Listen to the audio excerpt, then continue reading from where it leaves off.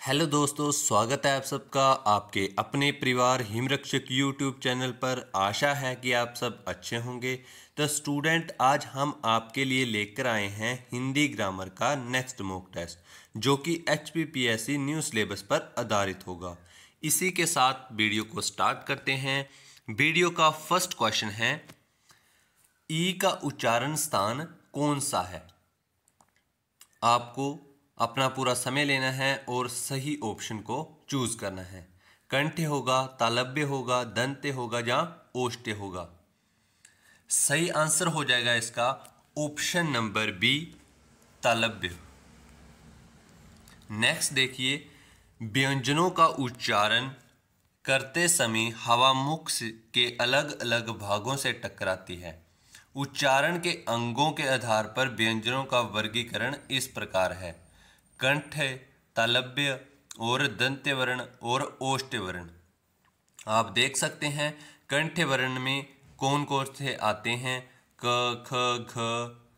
तालव्य में ई, बड़ी ई, च, श, झ, बड़ा झ। दंत्य में त, थ, ध, न।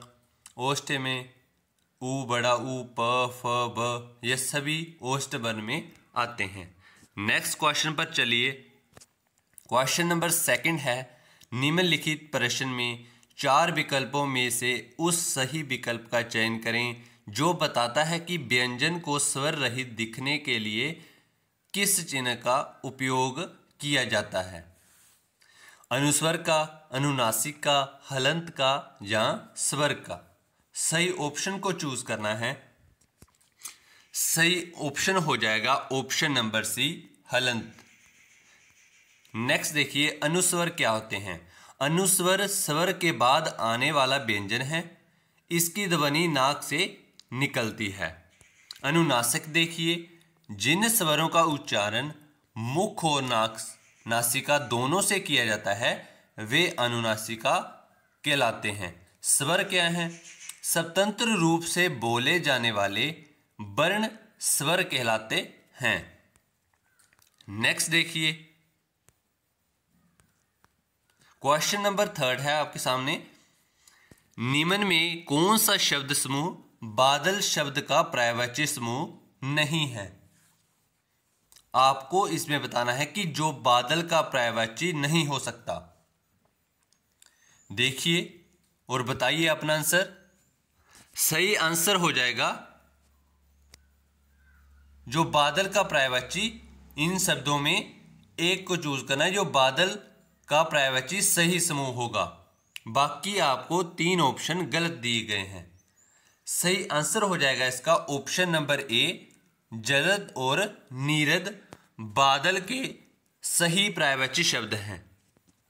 नेक्स्ट देखिए, पानी का पर्यायवाची जल, बारी, नीर, तोय, सलील, अंबु और जंगल देखिए वन, कानन, बिटप, विपिन।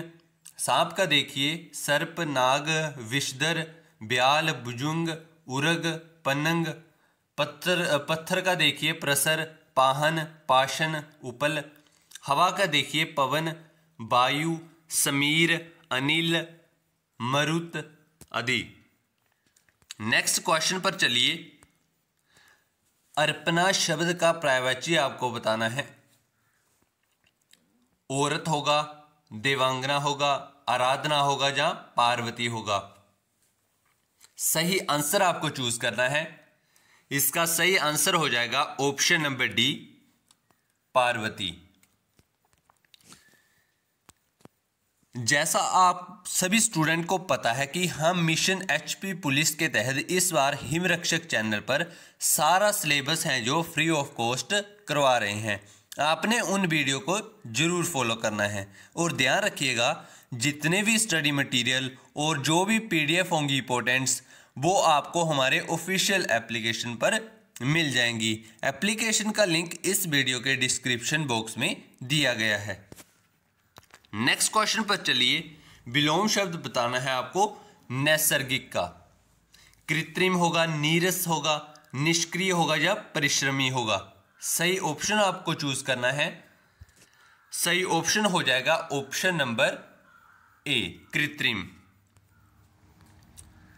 नेक्स्ट देखिए, ज्येष्ठ का विलोम शब्द बताना है आपको। कनिष्ठ, पूर्व, भूत या अगज। सही ऑप्शन चूज करिए। सही ऑप्शन हो जाएगा ऑप्शन नंबर ए कनिष्ठ। ज्येष्ठ का विलोम शब्द कनिष्ठ। नेक्स्ट देखिए, वक्ता का क्या होता है? श्रोता, उन्मूलन का, रोपण, आघात का, प्रतिघात, अनिवार्य का, ऐच्छिक, आवृत का, अनावृत, विज्ञ का, अज्ञ, आलोक का, तिमिर, कृत्रिम का, प्राकृतिक।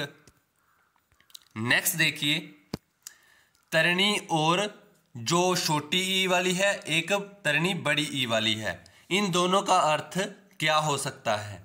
फर्स्ट ऑप्शन, सेकंड ऑप्शन या थर्ड ऑप्शन या फोर्थ ऑप्शन? कौन सा ऑप्शन इन चारों ऑप्शन में सही है आपको बताना है।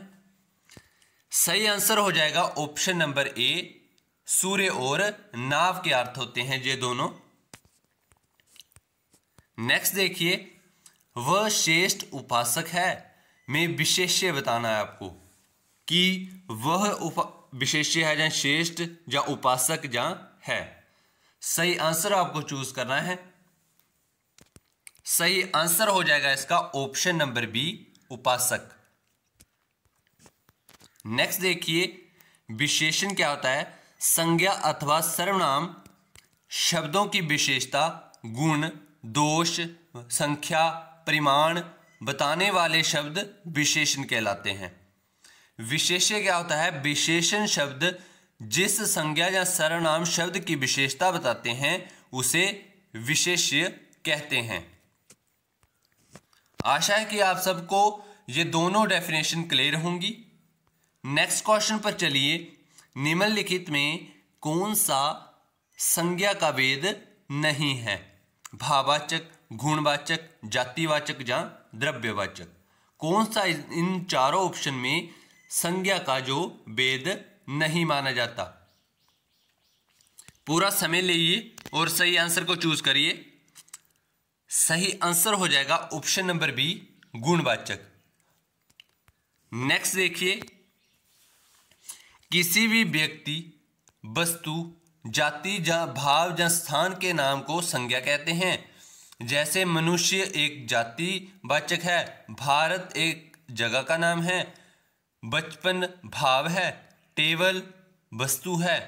और इन संज्ञा के भेद देखिए, व्यक्तिवाचक, जातिवाचक, भाववाचक, समूहवाचक और द्रव्यवाचक। नेक्स्ट देखिए, रोगी को बहुत घबराहट हो रही थी। वाक्य में जो रेखांकित शब्द है घबराहट, वह बताना है संज्ञा है। वह बताना है आपको संज्ञा है, क्रिया है, क्रिया विशेषण है या अव्यय है।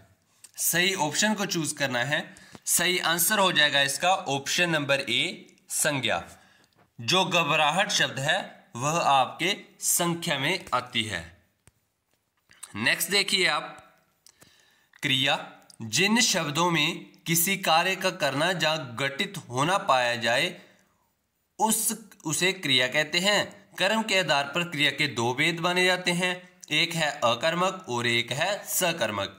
आप अकर्मक देखिए जिसमें कर्म होता है, नहीं होता वह अकर्मक, और जिसमें कर्म पाया जाता है वह होता है सकर्मक। नेक्स्ट देखिए, क्रिया विशेषण वह शब्द जो हमें क्रियाओं की विशेषता का बोध कराते हैं वे शब्द होते हैं आपके क्रिया विशेषण। जैसे वह धीरे धीरे बोलता है, इसमें जो धीरे धीरे है वह आपका क्रिया विशेषण के अंतर्गत आता है। नेक्स्ट देखिए, अव्यव। अव्यव शब्दों को अविकारी शब्द भी कहते हैं क्योंकि इनमें लिंग, कारक, वचन, पुरुष आदि के कारण कोई विकार परिवर्तन उत्पन्न नहीं होता। जैसे आज, कब, इधर, किंतु आदि। ये सभी डेफिनेशंस आपको क्लियर होंगी।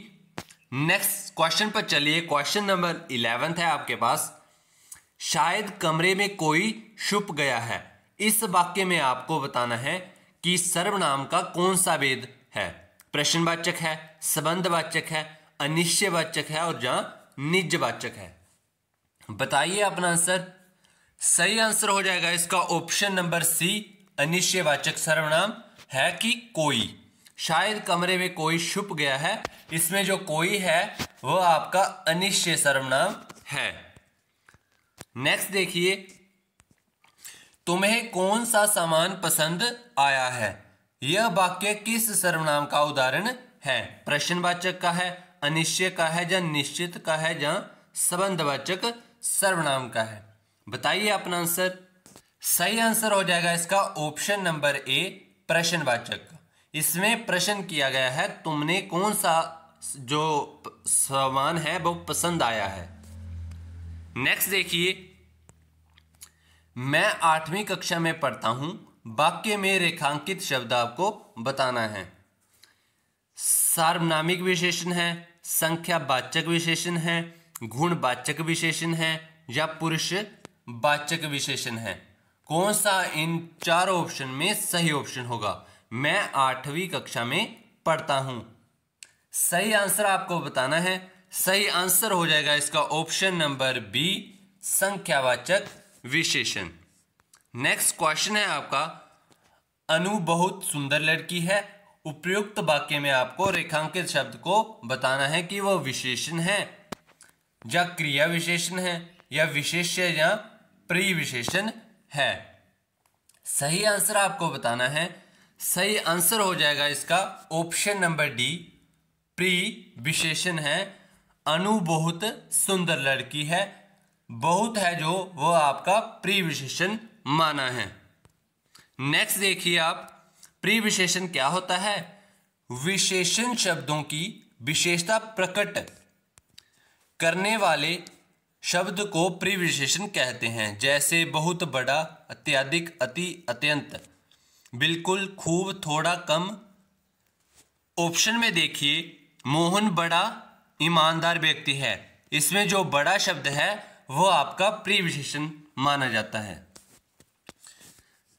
डेफिनेशन से भी आपको क्लियर है कि विशेषण शब्दों की जो विशेषता प्रकट करते हैं वो आपके प्रिविशेषण होते हैं। प्री का मतलब क्या होता है कि पहले। विशेषण से जो पहले शब्द है वो आपका प्रिविशेषण है, और विशेषण की विशेषता प्रकट करने वाले शब्द हैं प्रिविशेषण। नेक्स्ट देखिए, जो खाना शब्द है उसकी आपने प्रेरणार्थक क्रिया बतानी है। खिलना होगा, खिलान होगा, खिलाना होगा, या खेलना होगा। सही ऑप्शन चूज करिए। सही ऑप्शन होगा ऑप्शन नंबर सी, खिलाना। नेक्स्ट देखिए, निम्नलिखित में किस वाक्य में अकर्मक क्रिया का प्रयोग किया गया है। मजदूर चाय पी रहा है, बालक बहुत देर से रो रहा है, अम्मा खाना बना रही है, रमेश पुस्तक पढ़ रहा है। इन चारों ऑप्शन में कौन सा ऑप्शन आपका अकर्मक क्रिया में का प्रयोग किया गया है। सही ऑप्शन चूज करिए। इसका सही आंसर हो जाएगा ऑप्शन नंबर बी, बालक बहुत देर से सो रहा है। नेक्स्ट क्वेश्चन पर चलिए। मुहावरे से लिया गया क्वेश्चन है, फूंक फूंक कर पैर रखना। मुहावरे का आपको अर्थ बताना है। कौन सा होगा। ऑप्शन नंबर ए, धीरे धीरे चलना, बी, डॉक्टर कर स्टेप रखें, पैर रखे हुए फूंक मारते, सोच विचार कर काम करना। सही आंसर आपको बताना है। सही आंसर हो जाएगा इसका ऑप्शन नंबर डी, सोच विचार कर काम करना। नेक्स्ट देखिए, गुणों के विपरीत व्यवहार निम्न में किस लोकोक्ति का सही अर्थ है। आग लगने पर कुआं खोदना, आंख के अंधेरे का नाम नैनसुख, उंगली उठाना कोहलू का बैल। गुणों के विपरीत व्यवहार, सही आपको इसका अर्थ बताना है। सही आंसर हो जाएगा इसका ऑप्शन नंबर बी, आंख के अंधेरे का नाम नैनसुख। नेक्स्ट देखिए आप, इतनी सी जान गज भर की छलांग।